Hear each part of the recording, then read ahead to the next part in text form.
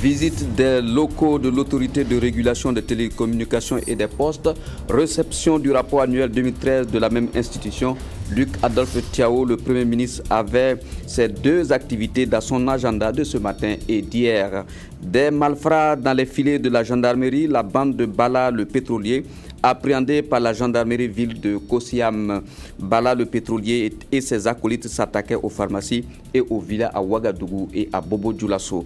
Et puis, assainissement de la ville de Ouagadougou, des associations de jeunes ont lancé une campagne de curage pour prévenir une éventuelle inondation de la ville en cette saison des pluies.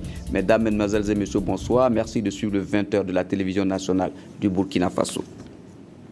Luc Adolphe Thiaw, le Premier ministre, dans les locaux de l'autorité de régulation des communications électroniques et des postes.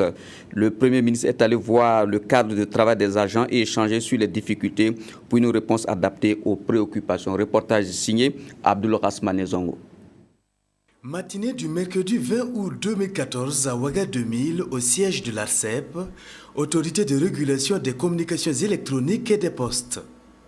Personnel et premier responsable de l'institution électronique accueille le Premier ministre en visite de courtoisie et d'encouragement. De salle en salle, de compartiment en compartiment, Luc Adolphe Thiaw écoute religieusement les explications des techniciens de l'ARCEP. Ici est une salle de contrôle des fréquences, une salle dont les équipements fixes et performants permettent de contrôler, de gérer et de détecter les fréquences des médias audiovisuels, mais également des opérateurs de téléphonie mobile. Ce véhicule apparemment banal pour le citoyen lambda ne l'est pas du tout, car doté de technologies de pointe, il assure la version mobile du contrôle des fréquences.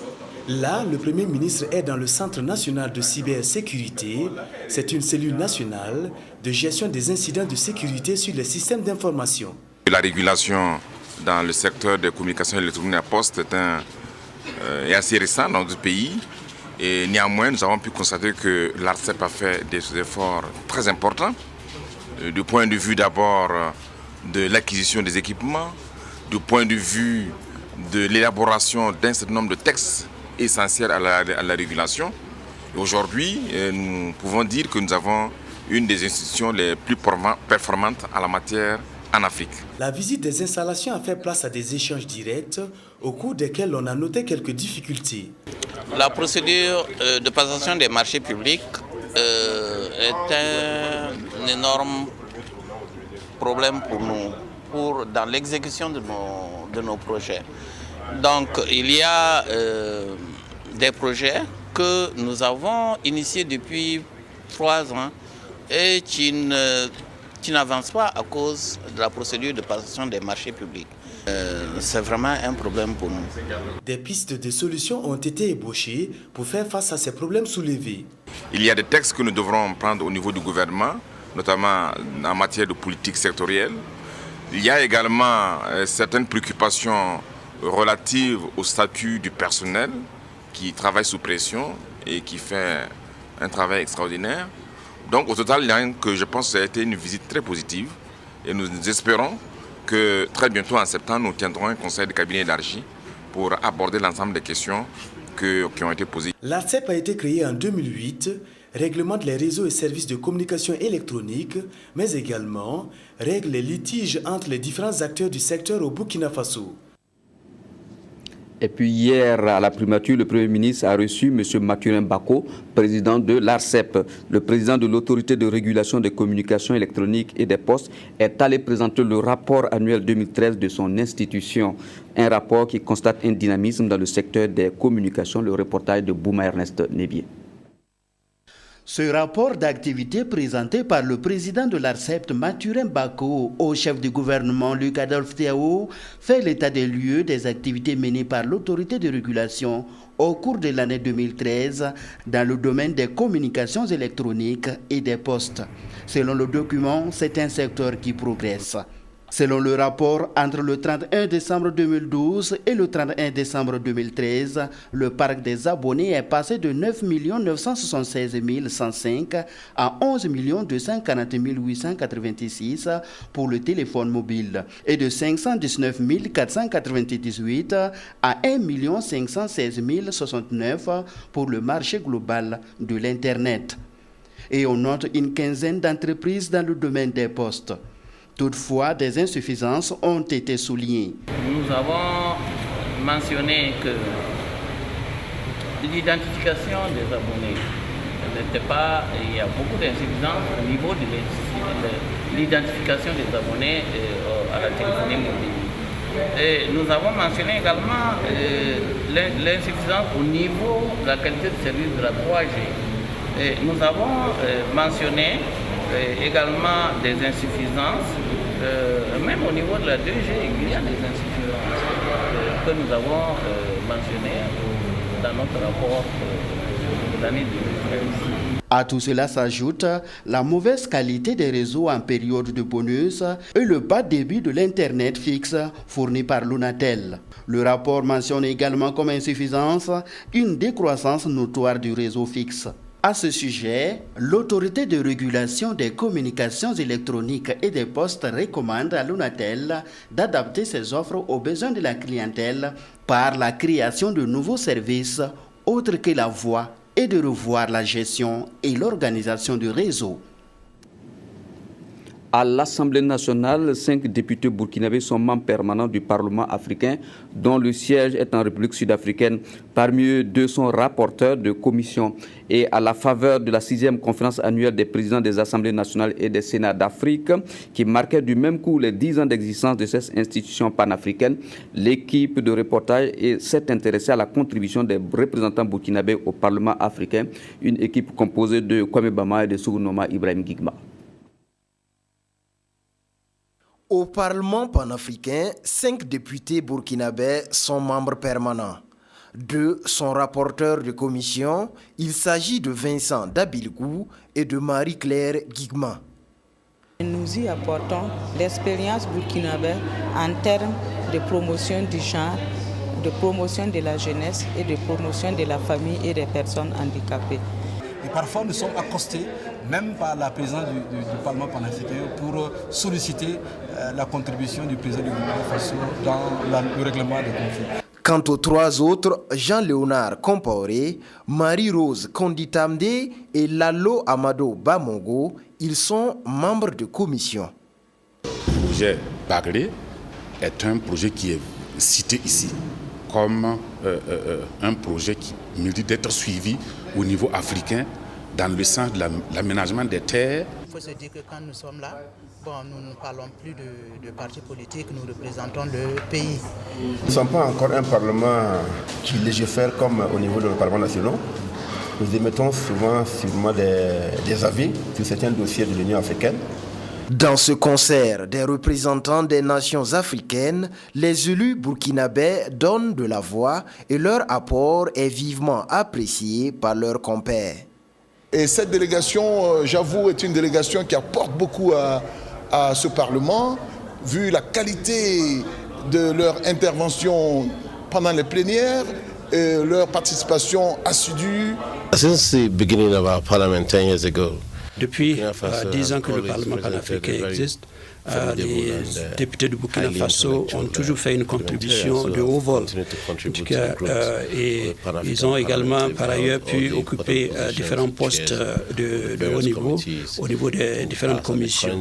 Depuis mars 2014, au-delà de leur mandat parlementaire, c'est en véritable ambassadeur de leur pays que les honorables burkinabés défendent les positions et portent haut l'étendard du pays des hommes intègres.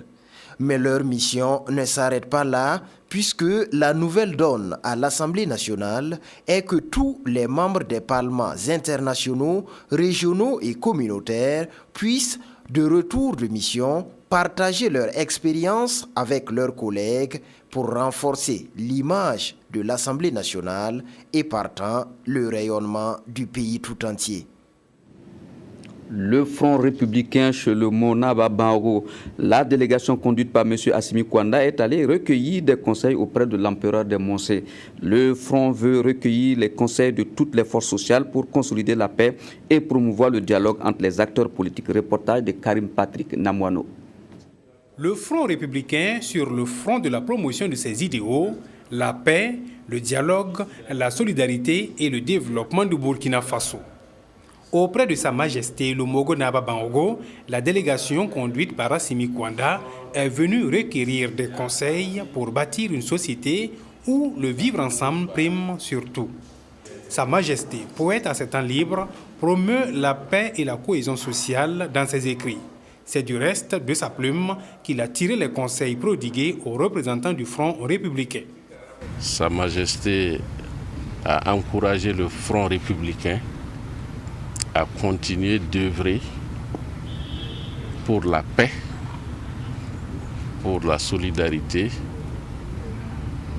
pour le respect des valeurs, en particulier des valeurs républicaines.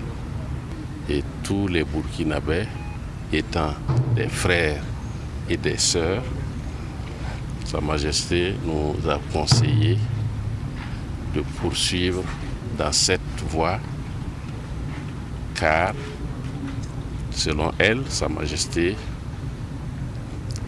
la politique doit viser à rassembler le maximum pour construire le pays et non pas pour le détruire. Le Front républicain est revenu sur son invitation relative aux précautions face au virus Ebola.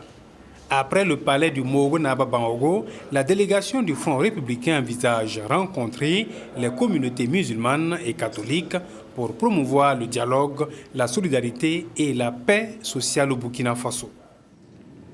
La bande de Diakité Moussa dit Bala le pétrolier dans les filets de la brigade ville de la gendarmerie de Ouaga 2000. Cette bande se serait spécialisée dans la casse des pharmacies et des pharmacies et boutiques des villes de Ouaga et Bobo Dioulasso. Le butin de Bala le pétrolier était ensuite envoyé en Côte d'Ivoire par le truchement d'un receleur. Reportage de Eleonore Yerbanga. Plus de 37 millions de francs CFA, 80 ordinateurs portables, 3 groupes électrogènes, 5 téléphones portables, un poste téléviseur. Ce sont entre autres les biens emportés par la bande à Diakité, tombés dans les mailles de la gendarmerie nationale. Cette bande de 4 malfaiteurs, dont un toujours en cavale, s'est spécialisée dans le cambriolage des pharmacies, des boutiques de vente d'ordinateurs et de téléphones portables dans les villes de Ouagadougou et de Bobo Dioulasso. Cette arrestation serait partie d'une plainte déposée par une pharmacie. Ils montent sur le toit, ils font une ouverture sur le toit, ils descendent, il y a un qui descend, il y a un qui reste sur le toit, il y a un qui fait les guets et il y a un qui est à côté pour recevoir le butin. Maintenant, si c'est un magasin ou une boutique où les fenêtres sont faites avec des grilles, c'est avec l'arrache-clou là qu'il démonte la grille pour pouvoir accéder à l'intérieur. Suite à un forfait commis dans une société pétrolière, les fins limiers vont remonter la chaîne jusqu'au cerveau du gang Diakité Moussa. Au cours d'une perquisition à son domicile, il est confondu à la découverte de talismans et autres outils qui lui servaient pour ses opérations et il passe aux aveux. Diakité Moussa, alias le pétrolier, reconnaît les faits à lui reprochés et conduit les enquêteurs dans toutes les pharmacies, les boutiques et certaines sociétés qu'il a cambriolées avec 3 de ses camarades du nom de Jonou Salif, dit Assalfo, Konate Boubaka, dit Djagé, et Compaoré Amidou, présentement en fuite. Une fois encore, la gendarmerie nationale appelle la population à plus de vigilance et rappelle les numéros verts, le 1010, le 16, le 17 et le 80 0011 45. Et fièvre Ebola à présent pour aider à la mise en place de la stratégie nationale de lutte, de riposte, Coris Bank a remis hier un chèque de 10 millions de francs CFA au ministère de la Santé. Cette somme va servir à soutenir le plan sécuritaire et gérer un éventuel cas de maladie. Reportage Claudine Bikaba. Le groupe Coris Bank apporte son soutien au gouvernement burkinabé pour faire face au virus Ebola qui inquiète aujourd'hui la sous-région et la communauté internationale. Un soutien d'une valeur de 10 millions de francs CFA remis ici au ministre de la Santé qui salue cette action.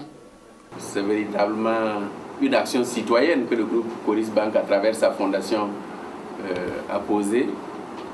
Action citoyenne parce qu'elle n'a pas attendu que nous fassions les requêtes. Elle vit avec nous, elle a constaté ce que nous faisions et donc elle a pris sur elle de venir nous apporter un soutien dans le cadre donc de la lutte que nous menons en matière de prévention contre la maladie à virus Ebola. Un geste destiné à aider le gouvernement en faveur des populations et dont les motivations sont légitimes selon le premier responsable de Coris Bank. Nous sommes convaincus que ce n'est pas la seule affaire du gouvernement. Tout Burkinabé devrait se sentir concerné et nous devons tous travailler à préserver notre population. La stratégie de riposte préventive du gouvernement est simple. En plus des mesures de sécurité sanitaire prises aux frontières et à l'aéroport, il est prévu une campagne massive de sensibilisation pour parer à toute éventualité des cas d'Ebola et même si cela venait à être effectif, des dispositions sont prévues. L'aîné Sebgo affirme qu'il rendra compte de cette somme et rassure quant à son bon usage aux donateurs qui entend répéter le même geste en Côte d'Ivoire et au Mali. Les femmes de la région du Nord viennent de recevoir de la technologie de la part du ministère de la Promotion de la Femme et du Genre. Ce mercredi 19 août à Ouaïguia, cette technologie acquise entre dans le cadre du programme spécial de création d'emplois pour les jeunes et les femmes au profit des associations et groupements de femmes du Burkina Faso. Voyez le reportage signé Adama Ouedraogo. Les femmes de la région du Nord, toutes heureuses ce mardi 19 août, viennent d'acquérir des technologies de la part de leur ministère. Une technologie composée entre autres de machines à coudre, de moulins, de presses à qualité et de tables métalliques de découpage de savon. C'est environ, en tout cas, une cinquantaine de groupements qui ont pu bénéficier au titre de l'année 2013. Ce que nous donnons aujourd'hui, c'est des équipements d'une valeur d'environ 1,4 milliard. Et nous avons une enveloppe de 100 millions qui va servir pour le transport, l'installation et la formation des bénéficiaires. Cette technologie acquise permettra aux groupements et associations de femmes d'accroître la quantité et la qualité de leurs prestations, d'où leur satisfaction. Nous remercions le président du FASO, M. Blaise Compaoré, à travers le ministère de la Promotion de la Femme et du Genre et toutes les autorités de la région du Nord qui ont accepté de nous accompagner en nous donnant ce matériel qui va nous servir à redoubler beaucoup plus d'adhérents et de travail dans nos groupements et dans nos associations respectives. C'est de leur demander de faire bon usage et de savoir aussi que ces technologies qui ont été remises, elles doivent travailler à pouvoir les entretenir correctement, mais surtout aussi à pouvoir rembourser la part qui leur revient, de manière à permettre de pouvoir poursuivre l'opération pour que d'autres femmes puissent bénéficier de cette opération. Les femmes de la région du Nord n'ont pas marchandé leur déplacement à cette remise. Pour l'occasion, elles ont offert un premier de tutelle. Solidarité nationale, les personnes vivant avec un handicap ont reçu des dons composés de kits scolaires et de bourses scolaires du ministère chargé de l'action sociale. Une initiative du gouvernement burkinabé pour renforcer la protection sociale de cette frange de la société. Reportage Abdul Rasmane Zongo. Contribuer à minimiser la vulnérabilité économique, alimentaire, sociale, entre autres, c'est l'objectif de cette remise de kits scolaires, de subventions, de pains et d'une bicyclette à des personnes en situation de handicap et à des promoteurs d'écoles de personnes handicapées. La nouvelle philosophie du ministère de l'Action sociale, ce n'est pas d'apporter une assistance aux personnes vulnérables, mais leur aider, leur permettre de s'auto-gérer, s'auto-produire, c'est-à-dire qu'il faut qu'ils puissent entreprendre eux-mêmes à produire. Les bénéficiaires donnent leurs sentiments. Nous avons reçu la subvention 2013 de l'action sociale d'une valeur de 12 millions de francs CFA pour la prise en charge des élèves handicapés à hauteur de 600 000 francs par enfant. Nous pensons que ces dons que nous avons eus vont nous permettre d'améliorer les conditions de vie et les conditions de scolarisation des enfants handicapés. Je viens de bénéficier de la prise en charge d'un enfant en situation de handicap visuel d'un montant de 600 000 francs. Cette subvention va permettre vraiment de prendre en charge des enfants au niveau du centre d'alphabétisation en braille. Cette cérémonie de soutien et de solidarité aux personnes handicapées contribue à renforcer leur protection sociale, mais également à la lutte contre la pauvreté. À Banfora, le comité d'organisation de la deuxième édition de la randonnée touristique des Cascades a animé une conférence de presse le mardi 19 août. Plusieurs innovations sont introduites cette année avec la visite de plusieurs sites touristiques. Pendant 3 jours, les organisateurs espèrent réunir plus de 5000 randonneurs venant des 13 régions du Burkina Faso. Le reportage est de Draman Kaboré et de Simplice Baro. Tout est fin prêt pour la tenue effective, la randonnée 2014 dans les Cascades. C'est la substance du message du président du comité d'orientation du RECIDEC, le réseau citoyenneté et développement des Cascades aux hommes de presse. Pour Alain-Edouard Traoré, le comité d'organisation de la deuxième randonnée des Cascades est à pied d'œuvre pour accueillir les quelques 5000 participants attendus dès ce mercredi. Il est notamment prévu au programme un cross populaire, la visite des sites touristiques, des œuvres caritatives et des panels.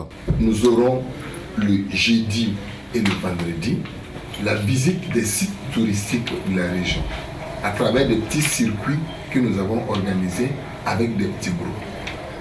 Le samedi, nous aurons la montée du Tinankourou, et comme cela a été l'année dernière, avec une escale au niveau des pics de Sendou.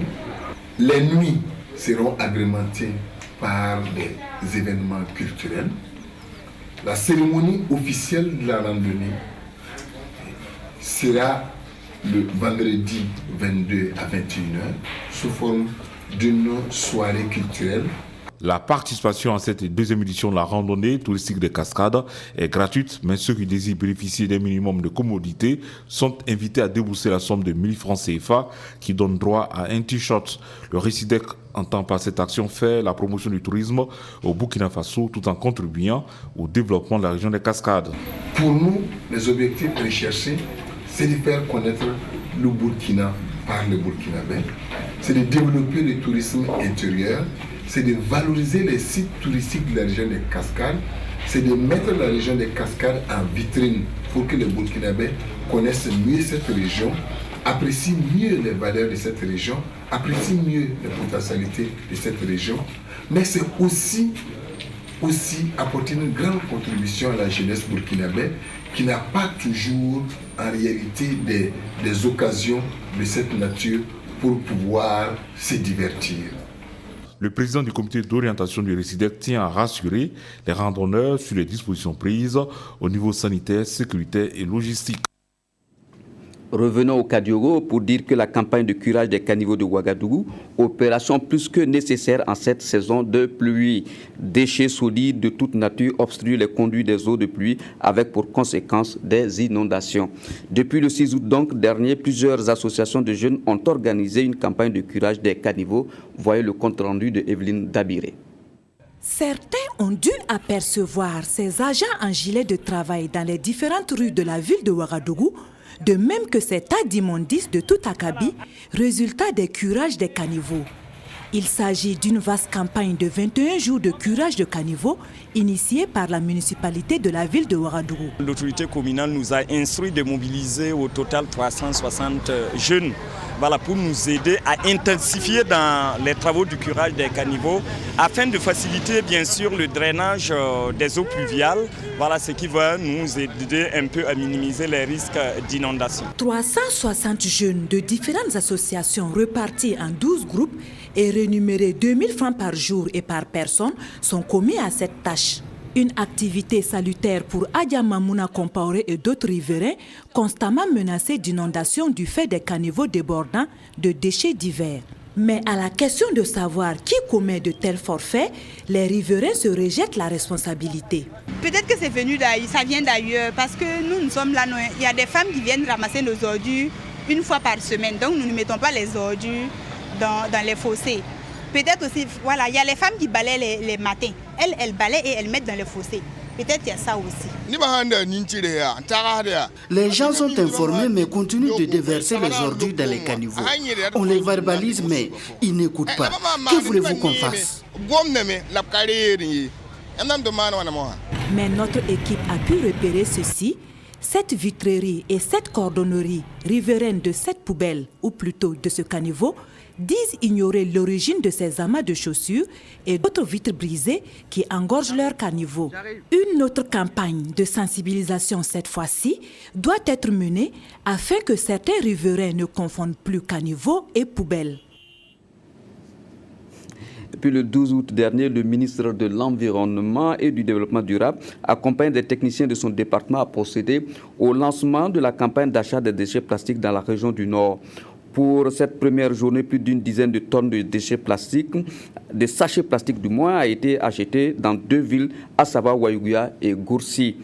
Portée par le projet traitement et valorisation des déchets plastiques, cette campagne vise d'une part à l'assainissement de notre ville et d'autre part à donner des revenus aux personnes chargées de collecter ces déchets. Le commentaire est signé Ahadi Sandamba.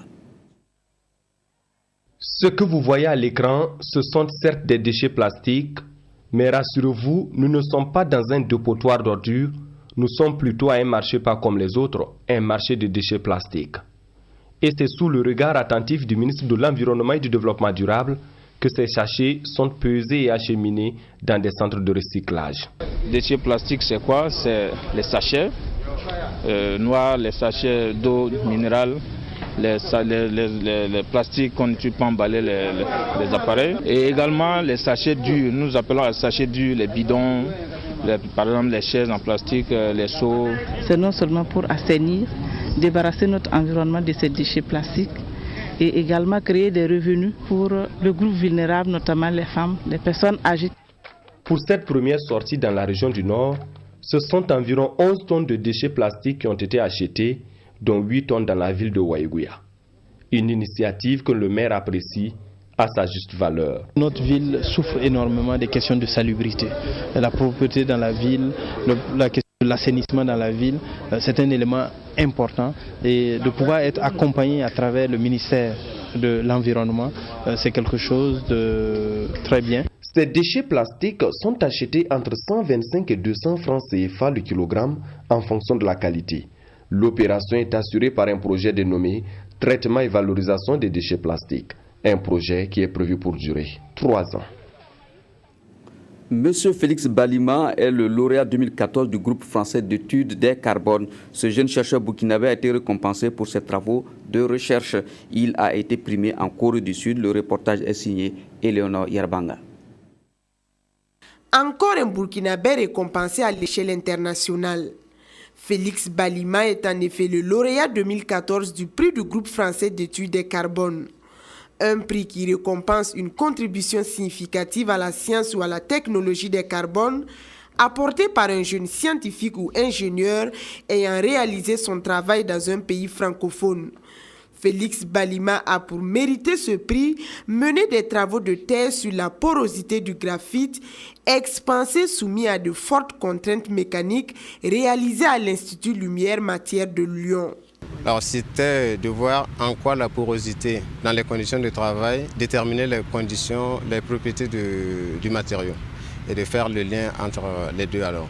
Ce qui n'avait jamais été fait auparavant. Alors, il y avait un défi scientifique à relever, donc pouvoir étudier, voir les pores dans les conditions d'utilisation, c'est assez difficile à faire. Et ça, j'ai pu le faire et apporter aussi une interprétation assez nouvelle à l'évolution du matériau. Mes recherches permettront sûrement d'améliorer les conditions de vie et la durée de vie de ce matériau. Alors typiquement, on pourrait avoir des moteurs ou des joints de moteurs avec une plus longue durée de vie, par exemple ici à Ouaga. Donc ça permettrait peut-être aux usagers de rouler pendant des années sans avoir besoin de changer de joint. Le lauréat qui a reçu son prix lors d'un dîner gala de la Conférence mondiale du carbone devra débuter dès septembre prochain de nouvelles recherches, toujours dans le domaine des hautes pressions, à l'Institut de chimie et de la matière condensée de Bordeaux. Immédiatement, en septembre, je devrais commencer un projet sur les picots de forage pour les pétroliers, la synthèse de diamants pour ces picots de forage. Vous savez que les forages pétroliers ou les forages en général sont faits avec... les têtes sont en diamant synthétique. Et j'ai été pris dans un projet donc pour cela. Le lauréat 2014 du groupe français d'études de carbone nourrit aussi l'ambition de s'installer officiellement ici au Burkina Faso ou en Europe pour mieux approfondir ses recherches. Cinéma à présent, la cellule 512, le prochain film de Missa Ebié, est attendu pour le prochain FESPACO 2015. Drogue, violence, harcèlement sexuel, corruption constituent les ingrédients de la cellule 512. Compte rendu, Yolande Lampo. Attendu pour le FESPACO 2015, la cellule 512 est le titre du nouveau long métrage du réalisateur burkinabé Missa Ebié, déjà connu au plan international pour sa célèbre série Commissariat de Tampi. Nous, on travaille avec un budget d'environ 70 millions. C'est très limite, mais on fait avec. Nous allons faire le prémontage à Ouaga, mais après le prémontage, il y a d'autres travaux de finition que nous souhaiterons faire en France si nous avons les moyens. Et nous travaillons à pouvoir exploiter notre film à l'international. Depuis le 24 juillet, lui et son équipe sont à pied d'œuvre pour faire vivre aux cinéphiles l'histoire d'une dame qui se fera emprisonner pour avoir commis un accident mortel. Quand M. Missa Ebié m'a donné le scénario, quand je l'ai lu, je n'ai pas hésité, je me suis sentie tout de suite dans ce personnage. C'est vrai que c'est un personnage assez... je dirais étrange, qui ne parle pas, qui vit des émotions. Et puis bon, je me dis, c'est des choses qui peuvent arriver à tout le monde. Ce film décrit l'injustice, l'horreur et les abus sexuels que peuvent vivre les prisonniers, surtout avec un tyran comme Boum le Feu, l'un des gardes de sécurité pénitentiaire. Il y a cette histoire justement de viol où l'homosexualité y est. Il y a aussi cet autre phénomène où quand même... les dirigeants même de la prison, y compris moi-même, avons souvent besoin de nous satisfaire sexuellement. Dans ce film, je suis tout court, comme si je suis le féroce, le méchant et celui qui dicte. La cellule 512 est entièrement tournée à Ouagadougou avec quelques techniciens européens en appui. C'est ma deuxième expérience ici, c'est très différent de notre façon de travailler en Europe. Notamment, on peut être prêt, on peut être vraiment tous tendus vers le même objectif, de faire nos scènes, de faire nos plans. Et puis tout s'arrête parce qu'il pleut. Que ce soit le bureau du juge d'instruction, le parloir de la prison ou les cellules, les décors ont tous été imaginés. Quant à l'ambiance, elle est plutôt bon enfant entre comédiens et techniciens. De cinéma, allons à la musique pour dire que le groupe Bakanou a mis dans les bacs un disque, son premier album intitulé Dounia. La dédicace a eu lieu le 18 août à Bobo Dioulasso. Karim Sissé signe pour vous le reportage. Oh, Maminga. 3 ans de gestation, 3 ans de dur labeur. C'est Patrice Dabiré et Yaya Sanou, de leur nom d'artistes, Dapsi et Yayus Premier, ont su mener la grossesse à terme. À la naissance, Dounia, qui signifie notre monde. Nous voulons vraiment demander à la population de nous accompagner. Parce que notre genre, c'est de la variété musicale. On en trouve tout dans ce qu'on fait là. Et voilà, et c'est l'appui de tout un chacun afin que Bakanou puisse avoir le courage, avoir une certaine conviction. Et voilà, quand un artiste a la certitude, une conviction en lui-même, alors tout ira vraiment en bon train. Dounia est un mélange de plusieurs rythmes culturels, entre autres Dagara et Bobo. Au-delà de la musique, ces 2 jeunes artistes ont mis l'accent sur les messages. Et ce premier opus de Bakanou, composé de 8 titres, se veut promoteur. Je les ai vus depuis leur enregistrement. Auprès de moi, ils sont souvent venus demander des conseils. Et il faut reconnaître que ces jeunes sont pleins de talent. Nous leur souhaitons bon vent, voilà, pour le reste de leur carrière. Et que vraiment, les Burkinabés, le monde entier n'ont qu'à les aider parce qu'ils vont représenter valablement notre pays. À cette soirée dédicace, Bakanou a démontré au public sa maîtrise scénique.